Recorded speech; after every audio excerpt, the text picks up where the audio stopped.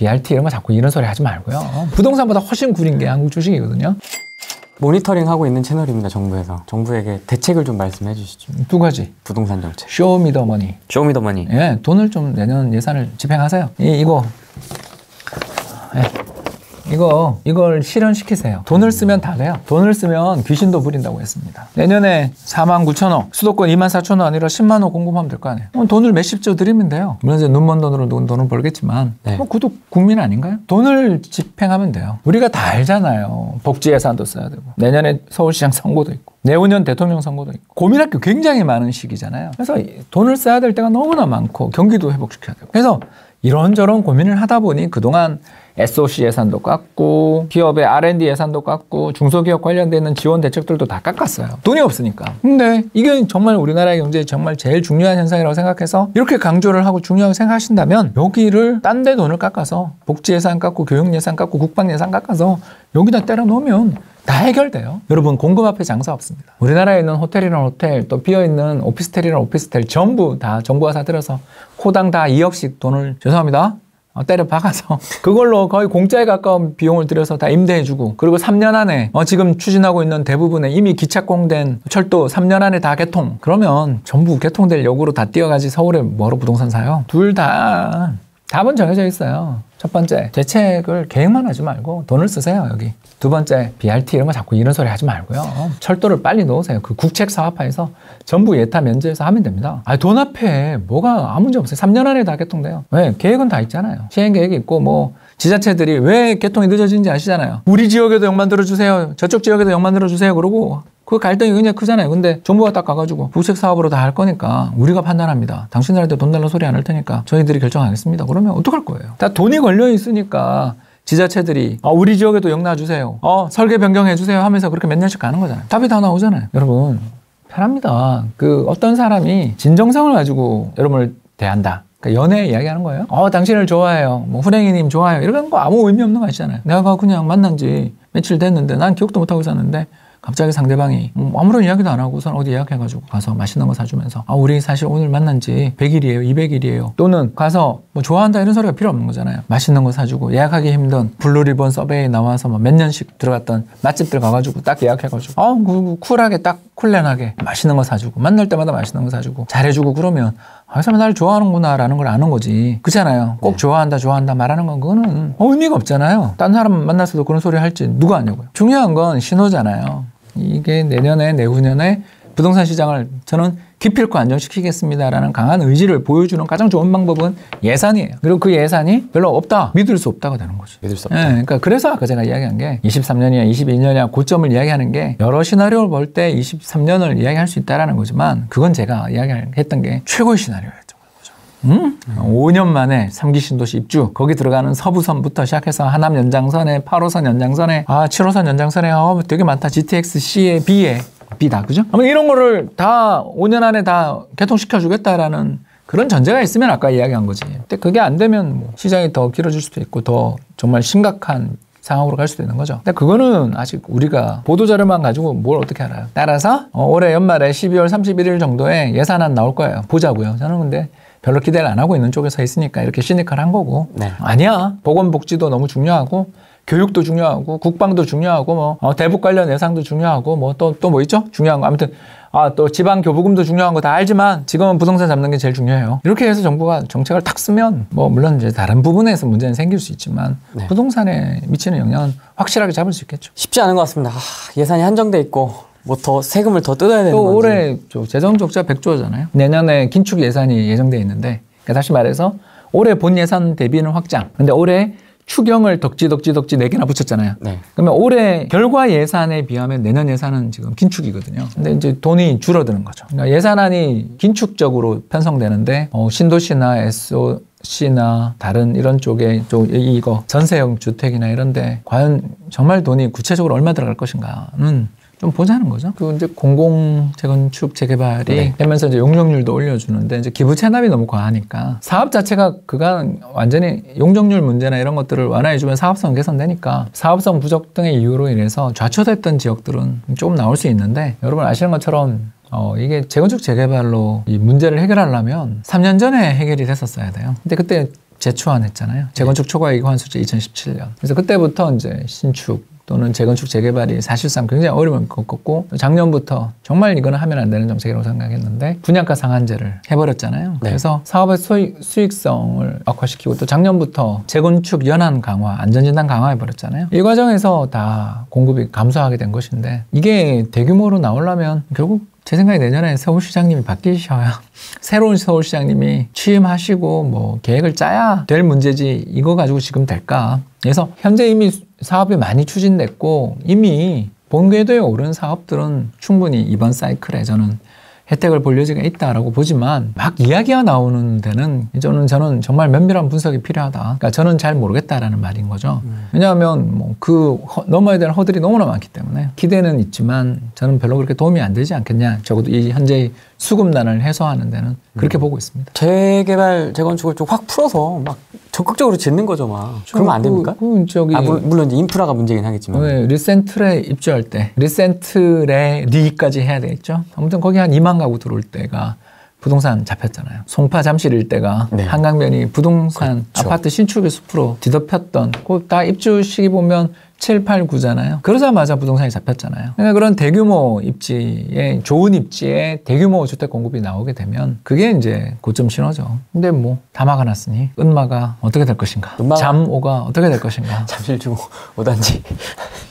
근데 보면 뭐 정말 좋은 자리잖아요. 최고의 자리인데 그런 최고의 자리들이 저렇게 늙어가는 아파트로 이렇게 남아있는 거 보면 너무나 정책이 좀 저는 그러니까 아까 얘기했잖아요. 미시적인 부분에서는 올바른 면이 있었다. 뭐 예를 들어서 한 동을 남겨서 이게 그것도 되게 웃기더라고요. 네, 아파트 한 동을 남겨서 이걸 뭐 서울 아파트 시민들이 예전에 살았던 공간으로 보존하자. 해볼 만한 이야기죠. 그러나 지금 현재 미시랑 거시의 충돌이 벌어진다라는 거죠. 밑에서 보면 아름답고 좋은 도시, 아름답고 좋은 아파트 만드는 그런 이상을 추구하는 데는 굉장히 아름다운지 모르지만 그 개개인의 이상 추구가 결국은 전체 서울의 입주 물량의 감소로 이어져서 이 난리를 만들었잖아요. 그러니까 의도 자체는 선했을지 모르지만 또 미시적으로 보면 좋은 단지, 또 역사의 어떤 한 풍경을 남기고 싶은 뭐 의도는 있겠지만 그게 이제 이 난국을 만들었다는 걸 생각하면 반성이 필요하다 봅니다. 올해가 바닥이라고 봐야 되겠죠? 지난 7, 8월 정도였던 것 같습니다. 이미 지난 것 같습니다. 회복 중이군요.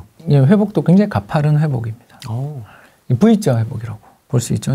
V자 회복이 나타난 이유는 두 가지인데 하나는 코로나 걸려도 안 죽는다라는 거죠. 예, 그러니까 진짜 확진자가 이렇게 급격히 늘어나는데도 불구하고 세계 경제의 주요 지표들을 살펴보면 전부 우상향이에요. 아니 미국의 하루 확진자가 16만 명 나는데 주가가 왜 오르냐 이거죠. 왜 그러냐? 그러면 봄에 4만 명 확진자가 날 때 돌아가신 분이 안타깝게 돌아가신 분이 하루에 1,000명 정도 돌아가셨어요. 지금은 그보다 훨씬 돌아가신 분이 적어요. 그러니까 다시 말해서 확진자 수가 4배 이상, 5배 이상 늘었는데 사망자 수는 오히려 줄어드는 거죠. 결국 뭘 의미하죠? 이게 무서운 병에서 공포스러운 질병에서 잘 대응하고 노력하면 그냥 목숨의 위협이 되는. 그러니까 후유증이 어떤 게 있는지는 우리는 모르니까 아직. 뭐 후각이 미각이 어떻고 뭐 그런 이야기는 하니까 안 걸리는 게 최선이죠. 저는 그렇게 생각합니다. 그러나 상당수 서유럽이나 미국 사람들은 이 병 뭐 우습게 알기 시작한 거고요. 거기다 백신도 나온다는데 뭐가 문제야?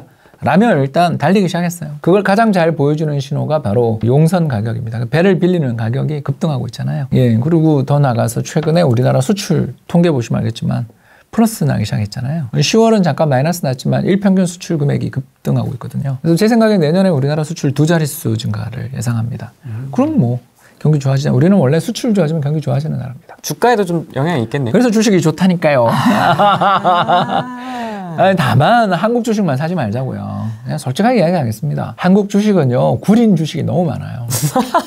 공감합니다. 네, 그러니까 갑자기 막 대주주가 뭐 발표 나기 전에 팔아치우고 뭐 증자해가지고 봤더니 막 이상한 사모펀드 투자하고 있고, 예, 그리고 뭐 주가 조금만 오르면 막 갑자기 IPO 쏟아져가지고 그냥 공모주 참가했던 분들이야 돈 좀 벌었을지 모르지만 그날 상장되는 날 따블의 상한가, 따상에 사셨던 분들 막 물리고 그러면서 막 우리 사주 갖고 계시는 직원분들 다 퇴사해서 우르르 팔고 퇴사하고 구려요. 주식시장이 우리나라 한국 주식시장이 부동산보다 훨씬 구린 게 한국 주식이거든요. 그러니까 한국 주식에서도 좋은 회사 사자라는 거고 저는 특히 아까 이야기한 수출이 좋아지니까 수출 관련돼 있는 기업들을 사자는 거고 거기에 이제 플러스로 왜 한국 주식만 좋아해야 되냐. 우리보다 훨씬 더 투명성도 좋고 그렇잖아요. 우리는 공매도 이런 거 하면 굉장히 저항감이 센데 미국 보세요. 저 루이싱 커피 기억 안 나세요? 중국의 커피 회사였는데 스타벅스를 막 따라잡네 그러면서 국일승천의 기세로 성장하던 회사였는데 회계분식 밝혀지고 공매도 세력한테 당해서 상장 폐지됐잖아요. 또 지금 뭐 수소 트럭 회사인 니땡땡도 막 공방전 중이잖아요. 이게 무슨 이야기냐면 우리는요 주식에 대해서 이 주식 안 좋아요라고 보고서 쓰면 일을 할 수가 없어요. 어떻게 다 알아가지고요 그 애널리스트한테 전화가 쏟아지고 막 소송 걸고 난리도 아닙니다. 그러니까 어떤 회사에 대해서 부정적 보고서를 쓰는 거는 너무너무 자기 삶이 고단해져요. 여기까지만 하겠습니다. 간접적인 표현을 썼습니다. 그러니까 우리나라는 전부 좋은 이야기밖에 없어요. 근데 아까 이야기했다시피 회장님이 뭐 발표 나기 전에 팔고 꼭 인보사라고 이야기 안 해도 아시죠? 그죠? 더 나가서 뭐 증자해가지고 그 피 같은 고객 돈, 저 주주들 돈 가지고서 이상한 데 쓰고 이런 거에 대해서 부정적 보고서가 나와야 되는데 우린 그런 걸 싫어하잖아요. 그러니까 시장이 어때요? 불투명하다고요. 정보가 비대칭적이라고요. 그러니까 꼭 우리나라 주식을 살 필요가 뭐가 있냐고요. 그렇지 않습니까? 좋은 주식을 사야죠. 한국 주식도 그렇고 글로벌하게도. 그래서 제가 그때 뭐 디플레 전쟁에서 5가지 이야기했거든요. 첫 번째, 네트워크를 갖고 있는 주식을 사라. 그러니까 꼭 네이버, 카카오만 생각할 게 아니라 페이스북도 좋은 회사인 거고 또 플랫폼을 만들고 있다는 측면에서는 테슬라도 거기에 뭐 잘하면 들어갈 수도 있는 거고 아마존 같은 경우는 아마존 프라임으로 완전히 다 사람들 갖다가 집어넣고 있고 넷플릭스도 그렇고 아무튼 제가 이야기하는 게 어떤 회사를 사라는 게 아니라 그물망 속에 인간을 촘촘히 가둬둬서 거기를 빠져나갈 수 없게 되는 주식들은 불황에도 굉장히 강하잖아요. 이번에 회복 과정도 빠르고. 두 번째, 독점력 가진 기업들. 특허라든가 로열티를 받으면서 우리 이번에 백화점에서 재밌는 풍경 봤잖아요. 샤넬런 기억 안 나세요? 야, 이 불황의 가격을 인상해. 야, 진짜 좋은 회사 아니에요? 그러니까 저는 나쁘다고 싫어하죠. 샤넬을 좋아하는 남자가 있습니까? 있나요? 있나요? 저는 정말 싫어요. 왜 상장도 안 돼 있잖아요. 정말 그런 회사 정말 싫어요. 그러나 상장돼 있었다면 저는 최고 사랑하는 주식은 샤넬 INC거든요. 그렇죠. 왜? 불황의 가격 올리는 독점력을 가지고 있는 회사 애플 봐요. 나올 때마다 솔직히 뭐 달라지는 건 난 잘 모르겠는데 디자인 이쁜 건 인정하지만 가격 계속 올리잖아. 근데도 줄 서서 사잖아. 트래픽에 다 깨지고 줄 서잖아요. 이 코로나 불황에 줄 서잖아. 그런 거 사라고요, 좀. 독점력 있는. 가격을 올려도 소비자들이 예, 감사합니다. 네, 주셔서 감사합니다 하는 주식들 있잖아요. 있죠. 우리나라 몇 개 없잖아요, 우리나라 뭐 그런 게 어디 있어요, 솔직히. 몇 개 없는 것 같다, 진짜. 저기 뭐, 카카오 캐릭터들 정도? 아무튼 간에, 피치 좋아합니다. 피치 좋아합니다. 그래서 아무튼 핵심이 뭐냐 하면 가격을 불황에도 인상할 수 있는 그런 강력한 협상력을 가지고 있는 회사들. 세계적으로 얼마나 좋은 회사가. 세 번째, 슈퍼 디비던드 스탁. 그러니까 막 불황이 오든 호황이 오든 상관없이 30년, 40년 동안 전기 대비 배당금 인상하는 회사들이 있거든요. 대표적인 회사 하나만 이야기 드릴게요. PG라고요. 프록터 앤 갬블이라는 회사입니다. 티커를 지금 이야기한 거고요. 네. 그러니까 이런 회사들이 있어요. 슈퍼 디비던드 스탁이라고 해서 정말 초배당 귀족주들이거든요. 우리나라엔 거의 없어요, 이런 회사가. 제가 삼성전자를 왜 좋아하냐면 분기 배당해줘서 좋아하거든요. 그러니까 이런 식으로 꾸준히 분기별마다 탁탁 현금 꽂아주는 그런 회사가 정말 우리한테 좋은 회사인데 우리나라는 뭐 배당을 주는 회사도 드물지만 꾸준히 인상해주는 것도 거의 드물잖아요. 그런 회사들 좀 사자. 네 번째는 어떤 회사냐면 가격을 저렴하게 고객을 받드는 회사. 무슨 말이냐면 생산 능력이, 생산 기술이 너무나 탁월해가지고 생산 기술과 능력이 너무나 탁월해가지고 한마디로 말씀을 드려서 불황이 왔어? 제가 가격을 깎아드리겠습니다. 불황이 왔어요? 제가 가격을 인하해드리겠습니다. 라며 불황이 올 때마다 점유율을 올리는 회사들. 딱 삼성전자잖아요. 이렇게 대규모 생산 능력을 가지고 적기에 가격을 인하 계속 해주는 그런 회사들이 진짜 좋은 회사잖아요. 그러니까 좀 마지막은 뭐 당연히 여러분 아시는 것처럼 압도적인 기술력을 가지고서 시장을 주도하는 그런 기업들이겠죠.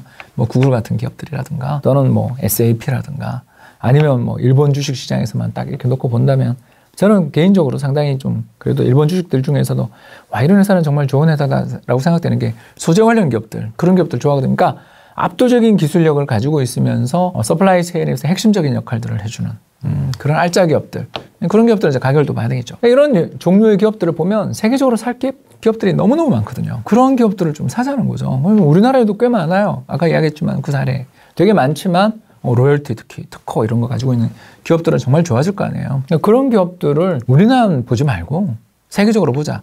참고로 제가 하나 잠깐 이야기하자면 지난 3월에 파이자 주가 한번 보세요. 이번에 백신 개발한 파이자. 네. 예, 비아그라를 생산하는 거기입니다. 30% 이상 폭락했어요. 유나이티드 헬스케어 그룹 30% 이상 폭락. 존슨앤존슨 30% 이상 폭락했어요. 다. 여러분 이상하지 않으세요? 포토샵 개발해주는 어도비. 예, 거기도 뭐 폭락했어요. 아까 이야기했던 그런 거에 다 해당되는 기업들이죠. 네트워크 기업들이죠. 마이크로소프트 마찬가지죠. 그런 회사를 사면 되는 거죠. 그게 꼭 국내냐 해외냐가 뭐가 중요해요. 주식시장이 많이 오르지 않았냐라고 이야기하시는 분이 있겠지만 경제가 올해보다 내년이 더 좋아지면 그건 이익 대비 베이스로 봐야 되는 거니까. 아직 시장은 여전히 주식시장은 좀 더 긍정적으로 특히 달러로 표시되어 있는 해외 주식들을 좋게 보고 있습니다. 진짜 미국 주식 정말 강한 것 같아요. 정말 센 것 같아요. 아니 사고 싶은 회사가 되게 많지 않냐는 거죠. 꼭 하나를 사라는 게 아니라 예를 들어서 넷플릭스 이걸 하나만 사라는 게 아니라 지금 이야기했던 기업들 한 10개 깔아 사면 그러니까 쭉 이렇게 바닥에 깔아서 사면 뭐 한두 개는 분명히 지금 현재 위상을 잃어버리는 기업도 나오겠지만 그중에 하나만 10배그가 터지면 우리 빨리 은퇴할 수 있잖아요. 제가 유튜브를 하면서 그런 아까 박사님이 말씀하셨던 기업들 중에 어도비가 눈에 딱 들어오더라고요. 어도비 정말 좋죠. 이 뭐야 이거 완전히 나쁜 놈. 완전 진짜 정말 나쁜 회사죠. 진짜 맨날 가격 올리고 깡패다 진짜 깡패다. 업데이트하고 깜짝 놀랐거든요. 네. 구독제로 바꾸고 나서. 그거 저기 프리미어 보세요. 프리미어. 프리미어 안 쓸 수 있어요? 우리 동영상 편집 프로그램들 안 쓸 수 있어요? 진짜 주주로는 최고의 기업인데 우리 소비자는 완전 호객님이에요. 그렇죠. 국가에 한정 짓지 말자 그런 이야기죠. 저는 뭐 편하게 이야기하겠습니다. 유럽의 유니레버 이런 회사도 굉장히 좋잖아요. 바이엘도 굉장히 좋고 에스트로제네카도 좋고 그러면서 존슨앤존슨도 좋은 거고 SAP도 좋은 거고 그렇지 않습니까? 그런 것처럼 꼭 어떤 회사를 하나 한정 짓고 하는 거는 대단히 리스크 있다. 더 나가서 지금 환율이 올해 연초에 1,300원인데 지금 1,100원이다. 200원 빠졌는데 여기서 100원 더 빠질 수도 있지만 우리는 맨날 부동산은 장기 투자하라 그러면서 왜 주식은 그렇게 안 하냐고요. 향후 수년을 놓고 보면 지난 1997년 외환위기 이후에 연평균 주가가 우리 1,200원대인데 그거보다 100원이 훨씬 더 싼 가격에 지금 환율이 거래되고 있는 중인데 그건 뭐 환율의 방향성 예측해서 돈을 버는 거 한 번이라도 성공하신 적 있으세요? 저도 안 되던데. 어렵죠. 사실 어려워요. 동의합니다. 어려워요. 진짜 어려워요. 맞아요. 해도 제가 모르는 요인이 나오더라고요. 이 일을 20몇 년 해도 이거 하면 나 분석이 다 끝났지 싶은데 제가 놓친 게 나오고 하더라고요. 그러니까 시장을 예상해서 돈을 벌겠다. 참 멋있죠. 그러나 좋은 종목 잘 깔아놓고 또 환을 보다가 너무 달러가 약세면 달러를 좀 사고 너무 달러가 강세면 원화를 좀 사고 이런 식으로 움직이는 센서 투자하는 게 재밌지 않냐는 거죠.